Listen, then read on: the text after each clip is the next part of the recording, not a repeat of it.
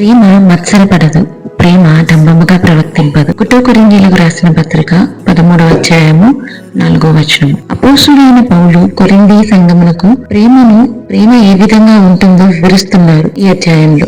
దేవుని ప్రేమ మనలో ఉండిన యెడల మనం ఇతరులను ప్రేమించగలము. ముందు మన జీవితంలో మనం దేవుని ప్రేమ అనుభవించాలి. అప్పుడే ఇతరుల పట్ల మనం ప్రేమ కలిగి ఉంటాం. ఇతరులకు ఉన్నది మన దగ్గర లేనప్పుడు వారిని చూచి మత్సరపడకూడదు. తండ్రి మీకు కూడా ఆశీర్వాదాలు ఇచ్చారు, దాన్ని బట్టి ఆయనకు కృతజ్ఞతాస్తుతులు తెలియజేయాలి. సామెతలు 14వ అధ్యాయము 30వ వచనంలో ఈ విధంగా రాయబడి ఉంటది. సాత్వికమైన మనస్సు శరీరమునకు జీవము, మత్సరము ఎముకలకు కొల్లు. అదే సమయంలో మనకు కలిగి ఉన్న దాని గురించి డంబముగా ఉండకూడదు. మనకు అన్ని సమృద్ధిగా ఉన్నప్పుడు అవి లేని వారితో పంచుకోవాలి. అదే దేవుని ప్రేమ.